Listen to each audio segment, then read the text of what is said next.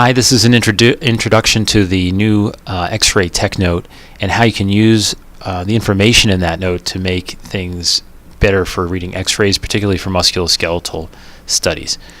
So what is it? Basically, technologists, every time they do an exam, they fill out some information in Singo workflow. And some of the things that we are specifically asking them to do now that they had not been doing in the past was to provide history, both patient-stated history particularly, and also they can provide other history that they know it. Patient-stated history, one of the reasons for that is that a lot of musculoskeletal exams are done prior to the patients even being seen in the office, so we always get pain unspecified as the history. This way, the patient can provide a little bit of information that can guide us, which also helps with some billing. The techs are also asked to provide us with the number of views as well as the number of separate images obtained, which I'll explain in a minute. And then the sidedness, left, right, bilateral. Now these last two things, most of the time, are now being provided by the new X-ray orders that were introduced in September or August 2017. However, they don't always come across. The side doesn't always come across into our reports. And also the number of views is sometimes incorrect because for whatever reason, physicians are ordering something, but they want something else, and they communicate that to the techs, and the tech gets what the doc wants rather than what they've ordered. And so we're asking the techs to provide us with what was actually done. And why are we doing this? Well, a number of things. One is billing compliance, and that has to do with the billing is done based on the number of views that are obtained. And by views, I mean projections. For instance, if a repeat study, let's say someone gets a lateral view of a body part and it's a little bit obliqued and they're not happy with it, so they get another image. We can't bill for two different views. That's the same view, it's just been repeated. So we want the text to provide us with an accurate description of the number of different projections obtained for the study so that we can bill appropriately. Another thing is quality. A lot of times pain unspecified doesn't do it for us. If you have a foot exam, the person has a toe fracture that's non-displaced, you easily could miss that. And it's helpful if the tech can provide us with a little bit of history to help us with that. And then finally is efficiency. We're reading a lot of studies and we want to be able to go from case to case quickly without having to dictate extra things. Every time we dictate something like the number of views or the side, we risk having voice recognition errors, and we have to tab between fields, and all that's inefficient. So this is an attempt to make it so that we can go from case to case quickly and easily and mention things accurately. So I mentioned this, the views is basically based on the number of different projections, so an AP and lateral view is helpful to us when it's imported into a report, but for billing purposes they prefer to see how many views is it, and that is 2 views. Some examples of things that can be confusing are, for example, when you get the femur, it's so long that it might take 4 images to cover the entire femur, but it's really an AP and lateral. So technically it's really 2 views and 4 different images were obtained. And I'll show that in a different PowerPoint and a different video. Similarly, I mentioned earlier, repeat images of the same view don't count as additional views to be billed.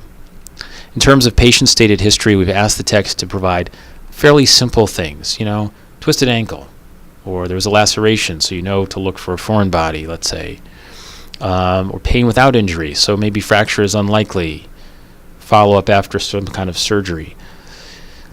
We've also asked the techs, so they don't tend to do this as often or as well, when symptoms can be localized, let's say an area of pain or a mass, to point to the area that the patient can point to, and to just label it like area of pain or area of lump or whatever, to help us to look at the area more carefully and to find subtle findings. The choices for laterality are left, right, bilateral, and then not applicable for things that are midline like the spine or the pelvis. And this is kind of what it looks like. I want to show you that this is what it looks like when it auto imports into your report. You get the study, the side, the number of projections, and the history. This says pain when pitching the ball in softball on the medial side of the elbow. So you can focus your attention on that area. This information, I'll show you how to get the template for this in a moment, but this information can also be seen if you're on the Properties tab. If you click on that, you can see all this information over here. And also in AGFA, if you go to this area, this tab that says Singo Workflow Scan Docs, all that information is provided there as well. There are a couple of other fields that don't get auto-imported into our reports but are available to be seen in the fields I just mentioned. One is other history. So let's say the tech comes in, they're like, I don't know, the doc just told me to get some x-rays, but the tech knows that it's really because they're concerned about an inflammatory arthritis or something. They can give that information. And then provided a separate field for technical comments like, you know, patient uncooperative, or I couldn't position the patient right, that also does not get imported into the report but is available to you. The techs are encouraged to put those kinds of comments into this field so that they're not in the report unless you want them to be, and to not put those kinds of comments into their history fields. All right, quickly, how to get these reports. Basically, when you're in PowerScribe, you go to Tools, select Auto Text Editor, and something like this will appear.